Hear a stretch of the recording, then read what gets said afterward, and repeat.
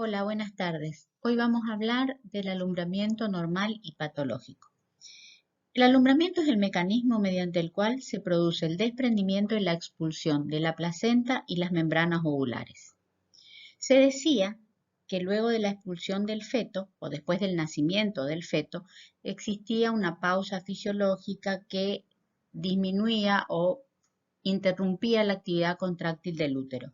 Hoy se sabe que después del nacimiento no se produce esta pausa fisiológica en la actividad contráctil uterina, sino que en realidad en esta fase del parto prosiguen sin interrupción estas contracciones que son las que van a permitir que se produzca el alumbramiento.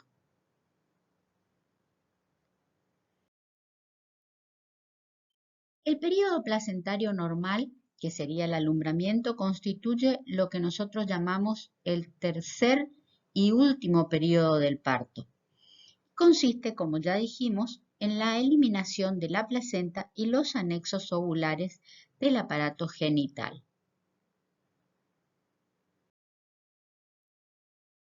Esta sería una placenta normal vista desde su cara materna. Esto, chicos, es una placenta de un embarazo normal, de un embarazo atendido por mí. Esta es la cara materna, o sea, esto es lo que va unido a al útero.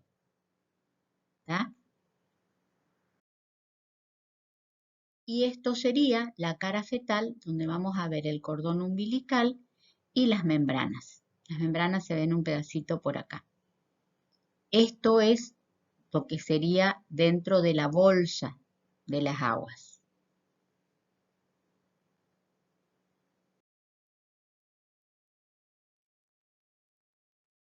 La misión principal de las contracciones uterinas es la de provocar el desprendimiento y la expulsión de la placenta.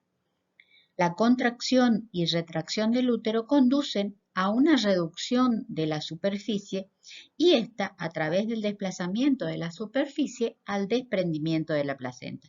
Se supone que la placenta se adhiere más fuertemente en los bordes que en el centro. Por esto es que generalmente el desprendimiento se produce primero en el centro. Vamos a tener tres periodos: el periodo de desprendimiento de la placenta, el periodo del descenso de la placenta y desprendimiento de las membranas, y por último, la expulsión de la placenta y las membranas.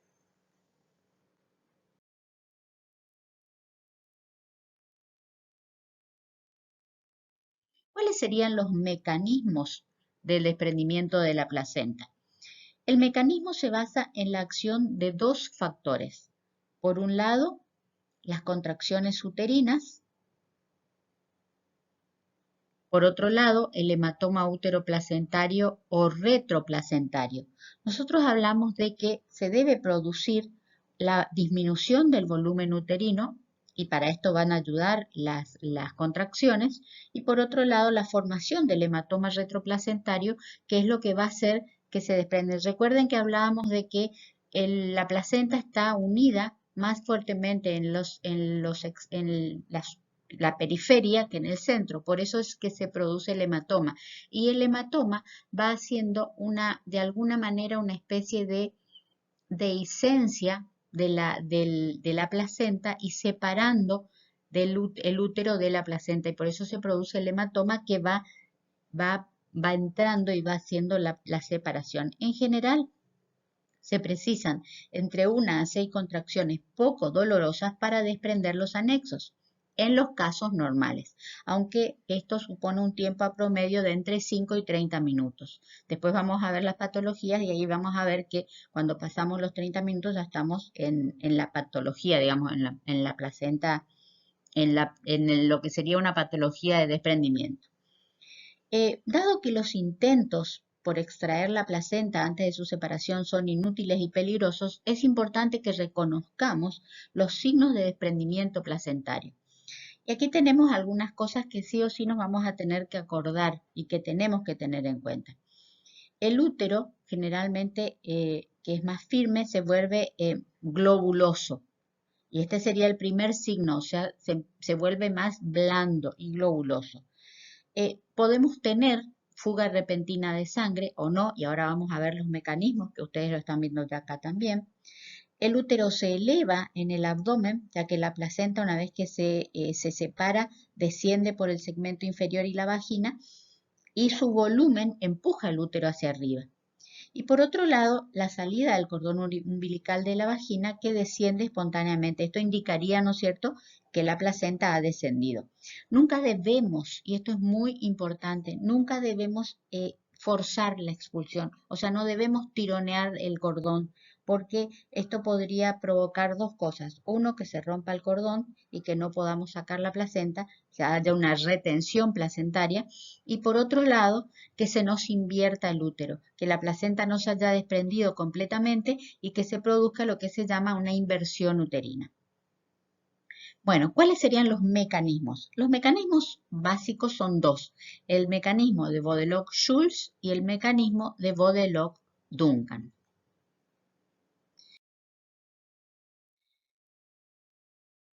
Esto en realidad depende del hematoma, cómo se produce el hematoma. El mecanismo de Bodelock-Schultz aparece generalmente en placentas de implantación anterior, ¿m? Y es el 80% de los casos. Comienza la separación por el centro de la zona de inserción. Esto es lo que genera el hematoma retroplacentario. Entonces, la placenta es expulsada presentando su cara fetal. Y luego de la salida de la placenta aparece el hematoma. Entonces, ¿qué ocurre aquí?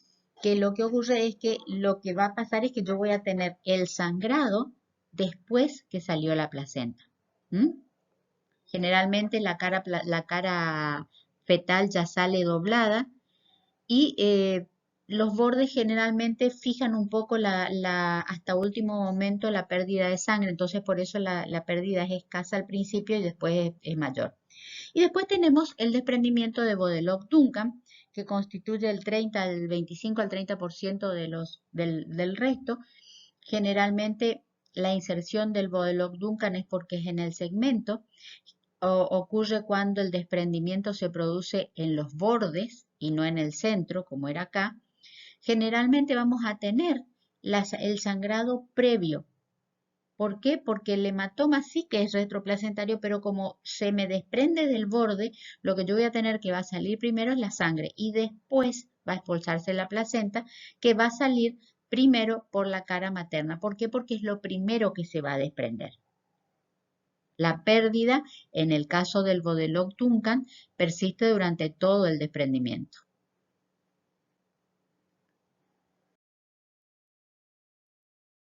Entonces, recuperando un poquito, el Bodelock-Schultz, el inicio es central, o sea, el desprendimiento es del centro, es fúndica la inserción de la placenta, el sangrado es después que salió la placenta, ¿hay hematoma? Sí. Lo que aparece en principio es la cara fetal y ocurre en el 80%, 75-80% de los casos. El Bodelock-Duncan, el inicio es periférico, o sea, acá me dice que no hay hematoma retroplacentario, en realidad sí hay, pero como el desprendimiento es periférico más que central, hay un escape del sangrado ya desde el inicio del desprendimiento. Generalmente se da en placentas de inserción baja o segmentaria. El sangrado es continuo durante todo el desprendimiento. Lo que aparece primero es la cara materna y constituye aproximadamente el 20% de los casos.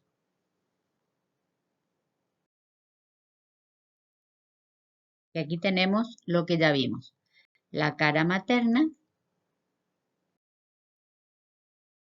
y esta sería la cara fetal. Fíjense la diferencia de esta y de la cara materna. Es completamente diferente. La cara materna es más bien, es una cara que se nota perfectamente los distintos cotiledones. En cambio, en la cara fetal es lisa y sí se ve la vascularización y el cordón, pero nada más. Bueno, Una vez que se produzca el desprendimiento, tenemos el descenso de la placenta y desprendimiento de las membranas. Y por último, la expulsión de la placenta y las membranas. ¿Cuáles serían los signos del desprendimiento que tenemos que tener en cuenta? Como dijimos hoy, son importantes para que nosotros podamos guiarnos y ver en qué etapa estamos del desprendimiento, del alumbramiento, digamos. Tenemos el signo de Schroeder. El signo de Schroeder es el signo de, más bien corporal.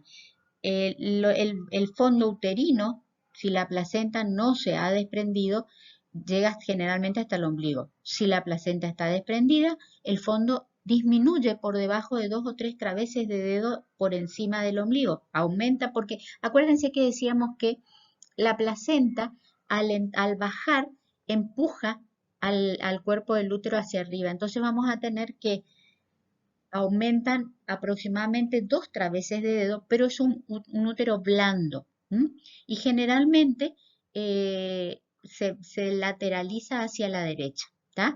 Si bien el diámetro transversal disminuye, ¿por qué? Porque se hace más un diámetro vertical, o sea, es como que se estira como si fuera una torre. Ese es el de Schroeder, o sea, aumento o ascenso del fondo uterino por encima del ombligo. Después tenemos los signos de descenso. Este sería un signo de desprendimiento, clarísimo.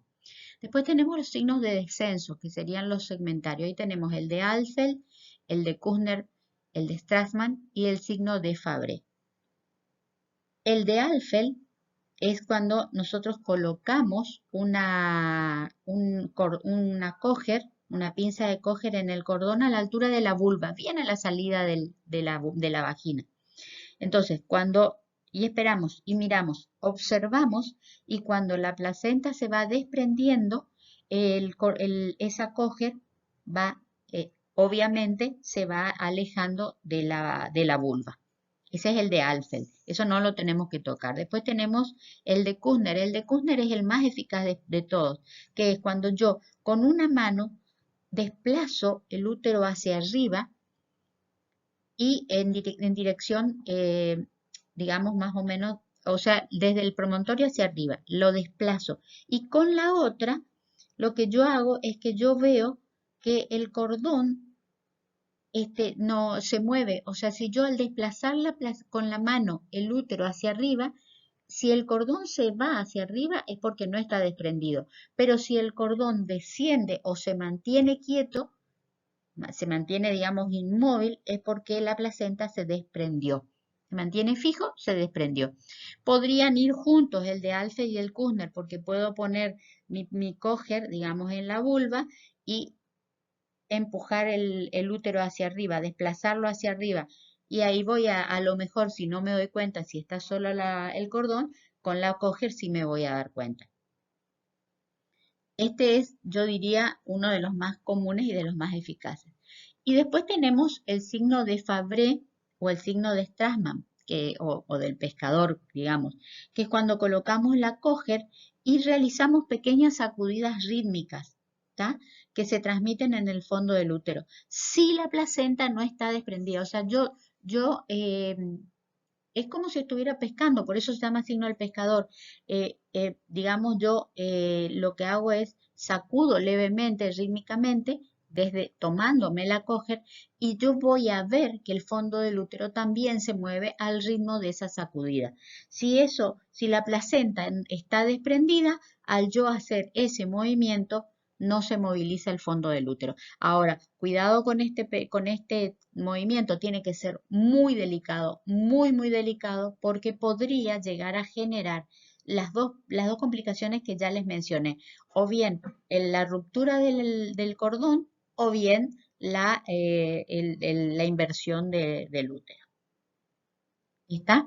Después tenemos los signos de expulsión, el signo de mayor descenso del fondo y el signo del globo de seguridad de Pinar, cuando el globo de seguridad de Pinar, cuando realmente el útero queda endurecido muy por debajo del ombligo, pero sí por encima del pubis, y se transforma por eso se le dice globo, porque es una pelota globulosa pequeña, dura. Ese sería el globo de seguridad de Pinar, que esto me da digamos, la tranquilidad de alguna manera de que se está contrayendo ese útero y que me está expulsando todas las membranas, todo absolutamente, no queda nada adentro. Porque si no, si quedaran restos placentarios o quedaran membranas, el globo de seguridad de Pinar no se produce y vamos a tener lo que se llamaría una inercia uterina por falta de contracción uterina, de retracción del útero. Aquí tenemos el de Alfeld, ¿ven? Yo coloco la pinza y espero. A medida que se va desprendiendo, miren acá, a medida que se va desprendiendo la placenta, la pinza se va alejando. El de Fabreo el pescador, generalmente lo hacemos con prendiéndonos de la coger, pero podría hacerse sin la coger. Una mano está encima, tocando el útero. Cuando yo entonces hago el pequeño tironeo, si me transmite a esta mano el movimiento del útero, quiere decir que la placenta no está desprendida. Sin embargo, si no me transmite nada es porque la placenta se está desprendiendo. ¿Ah? Muy bien. Bueno, tenemos maniobras, la maniobra de Brandt y Edwards, que son maniobras que también de alguna manera nos permiten, digamos, considerar o evaluar el desprendimiento placentario, que son similares de la tracción del cordón para terminar de sacar la placenta, y el masaje uterino, que es cuando yo tengo una placenta ya desprendida y tal vez hasta expulsada, pero en este caso yo lo que necesito es terminar de extraer la placenta y entonces realizo el masaje uterino para que se forme, se termine de desprender y se forme el globo de seguridad de Pinar.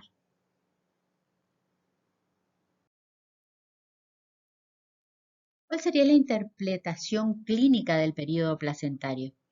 Por un lado, los cambios sucesivos del útero o en el útero. Por otro lado, los cambios secuenciales del dolor. El dolor en el periodo placentario es mucho más leve que en el periodo del parto, propiamente dicho. Y por supuesto la ginecorragia. La ginecorragia en este caso siempre es un poco mayor que en el parto propiamente dicho. Nosotros podemos tener entre 300 y 500 mililitros de pérdida, eso sería lo normal, pudiendo llegar realmente a extenderse también o a subir hasta llegar incluso a 1000 mililitros o más, que sería ya cuando estamos con un periodo placentario patológico.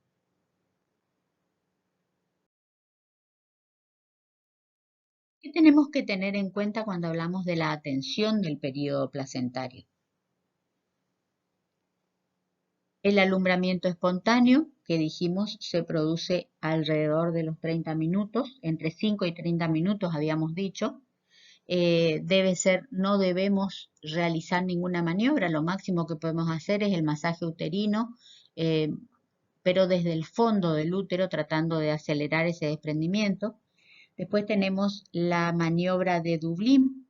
La maniobra de Dublín es cuando nosotros tenemos que la placenta asoma por la vulva y entonces empezamos a realizar una torsión suave y una tracción muy suave con el objeto de que se desprendan totalmente las membranas. Entonces yo girando actúa ese desprendimiento, girando, girando, girando y va sacando como si estuviera desenroscando una tapa o un corcho, como si estuviera desenroscando un corcho. Y ahí sale absolutamente todo. Después vamos a tener lo que también se llama la maniobra de Baer. La maniobra de Baer es cuando generalmente se utilizan multíparas y se hace con el objeto de reforzar la prensa abdominal. Generalmente en este caso se levanta digamos, el abdomen de la prensa para poder hacer digamos, una presión mayor y que esto sirva, ¿no es cierto?, para la expulsión. Y la maniobra de Wagner, que es la expulsión del cordón hacia atrás, colocando la pinza al ras de la vulva. Teóricamente, cuando yo exprimo el cordón hacia atrás y coloco la pinza, el retorno de esa sangre va a hacer que se acelere el desprendimiento y se produzca más rápidamente el alumbramiento. Pero esto está contraindicado en las pacientes RH negativas, porque puede haber traspaso de sangre del cordón al cuerpo materno y obviamente generarme la isoinmunización. Una vez que tenemos el alumbramiento espontáneo, vamos a tener el corregido, cuando tenemos que ha pasado los 30 minutos del periodo placentario y tengo que actuar como para que se produzca el alumbramiento. Y el conducido o dirigido, que en general es cuando hacemos el alumbramiento manual porque no se me ha desprendido la placenta. Siempre, tanto en el corregido como el conducido o dirigido, son alumbramientos que se realizan después de los 30 minutos. Aquí vemos la maniobra de Dublín. ¿Ven? Acá se nota perfectamente cómo va girando. Voy girando, girando, girando hasta que termina de salir la placenta. La de Freund, donde yo estiro hacia arriba el útero y con eso favorece a la expulsión de la placenta y de las membranas ovulares.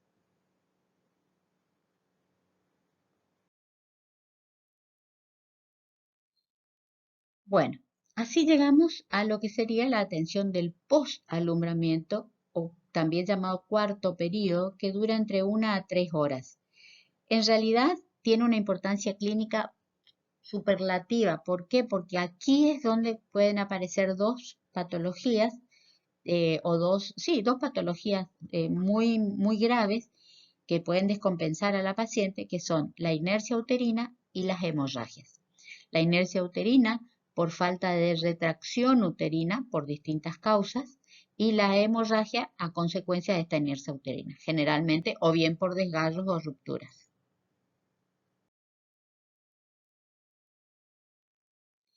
Cuando hablamos de periodo placentario patológico o alumbramiento patológico, tenemos varias cosas.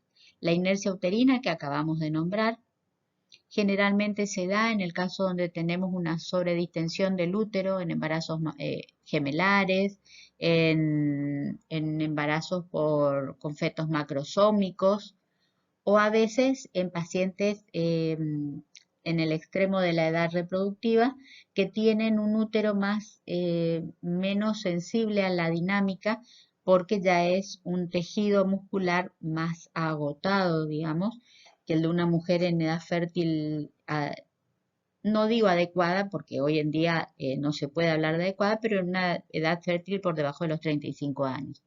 Después también tenemos las contracciones espasmódicas. Las contracciones espasmódicas son esas contracciones generalmente que se suelen dar como hiperdinamia, diferentes a las del momento del parto, pero similares en cuanto a la mecánica. Las adherencias anormales de la placenta, eso ya vamos a ver lo que se denomina acretismo placentario. La retención placentaria por distintos mecanismos como ser incarceración o por adherencias, etcétera, o engatillamiento. Y las hemorragias obstétricas o bien por trastornos de la coagulación.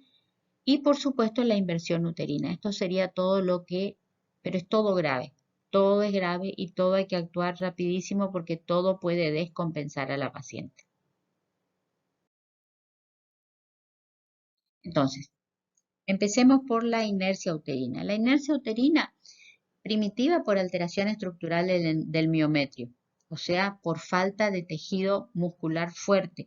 En este caso vamos a tener multíparas, malformaciones, o bien, digamos, por ejemplo, en el caso de sobredistensión. También la edad de la mujer. Aquí es importante tener en cuenta ese dato, sobre todo que cada vez hay más mujeres mayores de 35 y 40 años que quedan embarazadas y que buscan un embarazo. Estas pacientes podrían tener una alteración estructural del miometrio y por lo tanto tener una inercia uterina.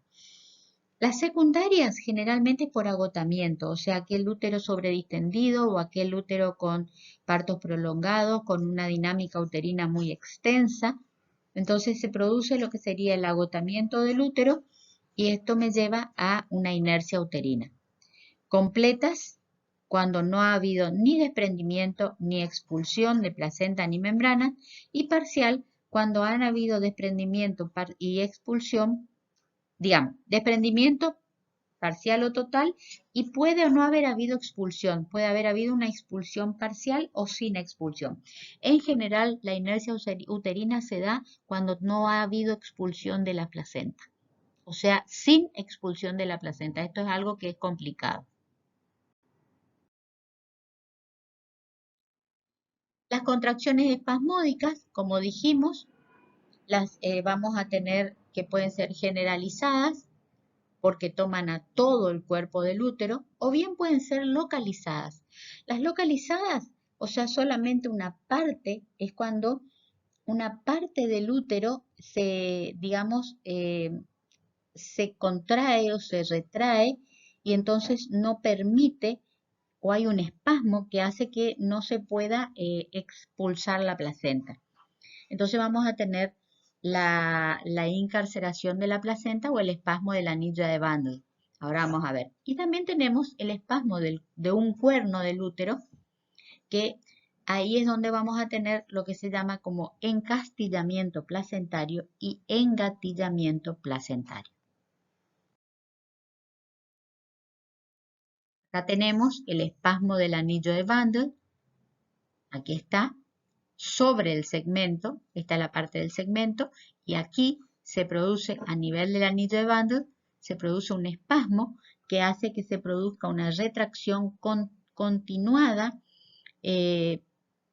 Generalmente en este caso se suele dar en los casos en los que ha habido una estimulación o una inducción de trabajo de parto por exceso de drogas, o bien por maniobras intempestivas para extraer la placenta, y entonces aquí se produce este tipo de complicaciones. ¿Ven? Esto sería espasmo del anillo de Bandel y entonces tenemos la falta de expulsión de la placenta o patología. El encastillamiento es cuando vamos a tener, fíjense, no es el anillo de Bandel, que estaríamos por acá, sino que hay una contracción o un espasmo en uno de los cuernos del útero, que es lo que hace que no se pueda, aquí la placenta se puede desprender total o parcialmente, pero no se expulsa y es lo que produce la descompensación porque obviamente el sangrado existe. Y el engatillamiento, fíjense, es muy similar al encastillamiento, pero es más, digamos, es más puntual en un cuerno. Fíjense, obviamente se produce mayor sangrado en en el engatillamiento, hay más sangrado incluso que en los otros dos, pero el sangrado es igual de grave en los tres. Adherencias anormales de la placenta.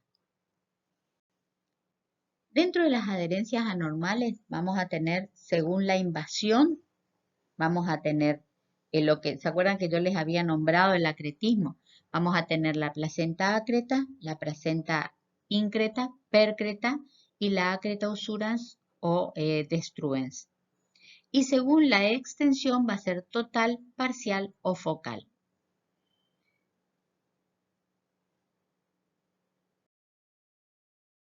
Y aquí tenemos. Esto sería una placenta normal. Esto es el cuerpo uterino. Todo esto, siguiendo esta línea que yo les estoy marcando acá, es el útero. A ver, vamos a cambiar el...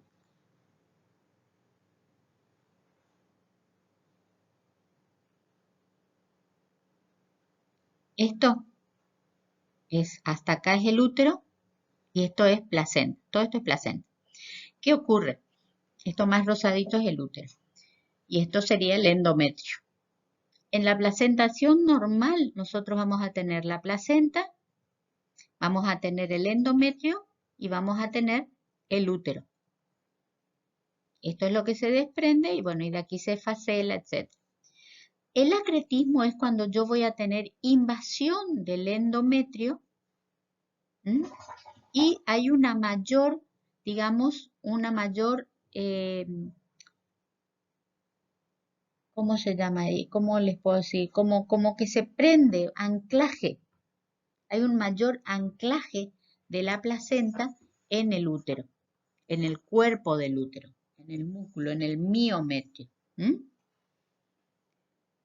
La íncreta es aquella en la que ya atraviesa más. Esta se prende y a veces pasa que la ácreta en realidad nosotros vamos a encontrar el acretismo placentario a veces cuando ya hacemos el desprendimiento por la observación de la placenta, porque vamos a encontrar un tejido como despulido, un tejido diferente que no es el normal de la placentación y eso es lo que nos va a dar la pauta de que aquí hubo una invasión de la placenta sobre el endometrio y el cuerpo del útero.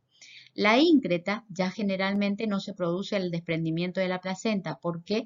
Porque toma todo, atraviesa el endometrio y penetra completamente al miometrio.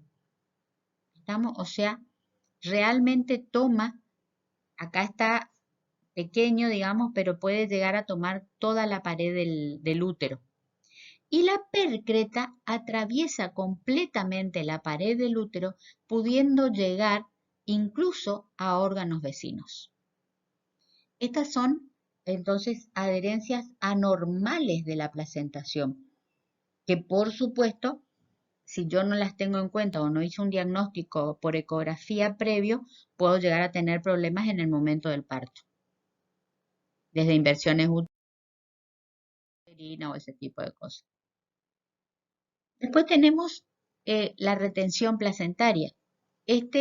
Ya como venimos diciendo, es cuando no se produce la expulsión de la placenta dentro de los 30 minutos posteriores al parto.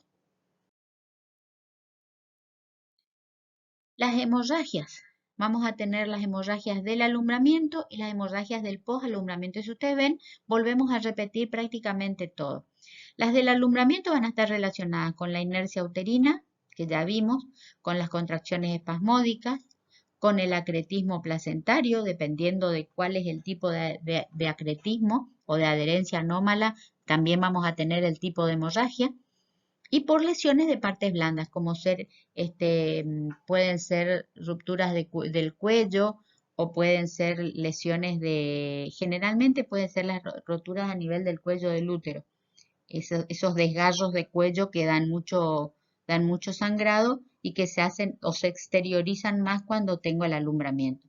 Y del posalumbramiento vamos a tener la atonía uterina, que va a estar relacionada con esta inercia, la retención de cotiledones. ¿Ustedes se acuerdan la placenta normal que habíamos visto? ¿Cómo eran los cotiledones? Bueno, esos cotiledones, acuérdense que esa era la cara materna. Y esos son los cotiledones que pueden quedarse y no desprenderse correctamente.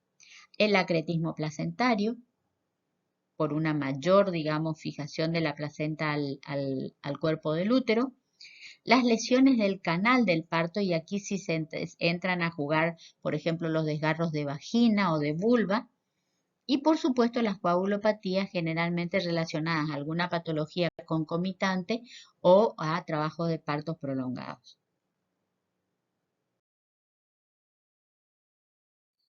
La inversión uterina, uno de las tantas complicaciones a las que les tenemos tanto miedo, pueden ser completa, pueden ser incompleta, puede ser parcial crónica, que es muy rara y la verdad que yo nunca vi una parcial crónica. Entonces vamos a tener de primero, segundo o tercer grado o cuarto grado. En primer grado, cuando el fondo uterino no llega al OCI, pero tenemos una inversión, una pequeña inversión. Segundo grado, el fondo franquea la OCI.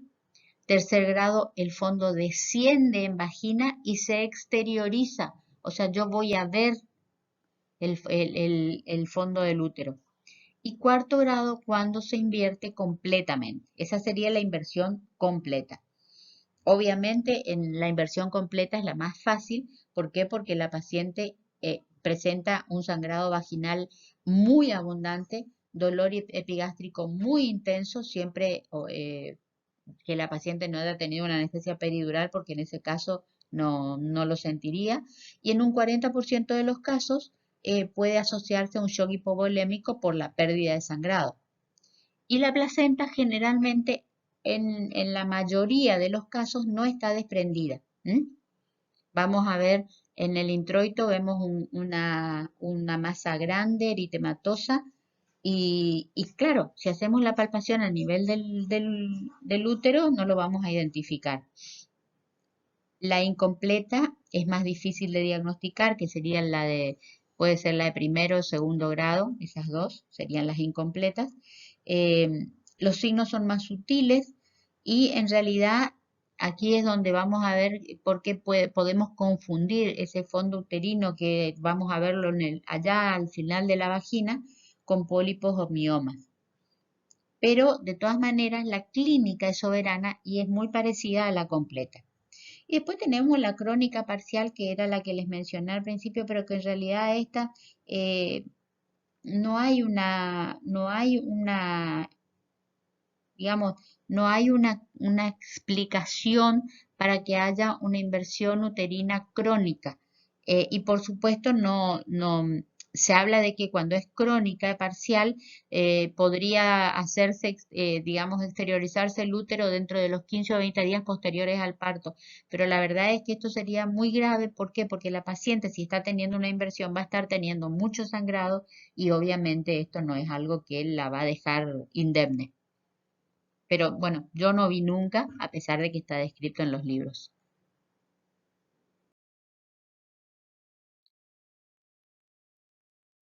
Bueno, aquí tenemos cómo sería una inversión. Esta sería de primer grado.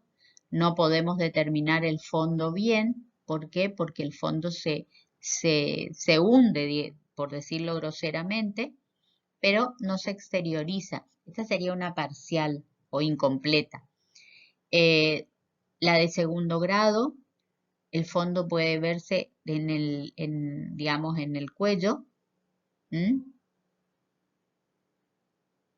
La de tercer grado va a exteriorizarse fuera de la vagina, el fondo del útero. Y la de cuarto grado se exterioriza no solamente el útero, sino también parte de la pared vaginal y obviamente hasta el cuello del útero. Porque hasta acá, si ustedes ven, el cuello está en su lugar, igual que acá y acá. Pero en este caso, también el cuello se exterioriza y se exterioriza incluso parte de la pared vaginal. Esta sería la más grave, pero todas son graves porque todas generan, perdón, hemorragias, generan dolor y shock. Y hay que actuar muy, muy rápidamente. Bueno, lo que acabo de decirles, dolor, hemorragia y shock. ¿Cuál es el tratamiento? Comencemos primero con el tratamiento del shock, o sea, trasladar a una paciente, obviamente a quirófano. Esto no se puede hacer en sala de parto, salvo que sea una sala de parto preparada también para transformarse, digamos, en, en quirófano. Se le deben colocar 2 vías como mínimo para perfusión, porque tenemos que compensar, por un lado, líquidos para compensar la pérdida de volumen plasmático y también para, obviamente, sangre. El tratamiento de la hemorragia y, por supuesto, el tratamiento propiamente dicho de la inversión, que es la reducción manual o el procedimiento quirúrgico. La reducción manual, la taxi de Tarnier o maniobra de Johnson, y el quirúrgico, que es la Huntington por reposición abdominal, o la Halting, que es la histerotomía posterior. Ambas son abdominales, digamos, pero en una se incide digamos, el cuerpo del útero y en la otra no.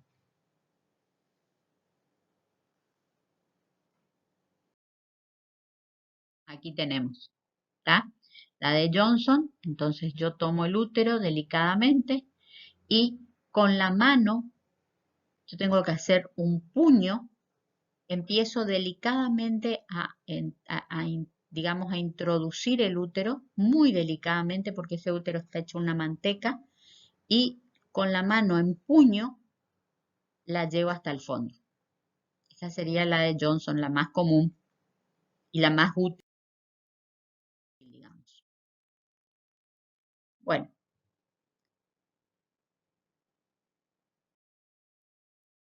con esto hemos visto básicamente lo que sería el alumbramiento normal y el alumbramiento patológico. Entonces, ustedes ya tienen, con esto tienen cuáles son las maniobras que tienen que tener en cuenta cuando se va a producir un alumbramiento, cuánto tiene que durar el alumbramiento, cómo tengo que tratar a esa paciente durante el alumbramiento y cuáles son las complicaciones que pueden aparecer. Lo que tenemos que tener en cuenta y siempre recordar es que el alumbramiento es una patología que puede ser muy grave para la paciente. Las complicaciones del alumbramiento pueden ser muy graves y pueden determinar incluso la muerte de la paciente por shock hipovolémico y también generalmente puede provocarme ese sangrado, cuando se produce un sangrado que no puedo limitar o disminuir, podríamos tener hasta un cuadro de una coagulación intravascular diseminada. O sea que ojo con el alumbramiento, no hay que hacer maniobras intempestivas y hay que tener siempre presente cuáles pueden ser las complicaciones que se van a presentar. Muy bien, con esto estamos terminando nuestro teórico del día de hoy. Muchas gracias.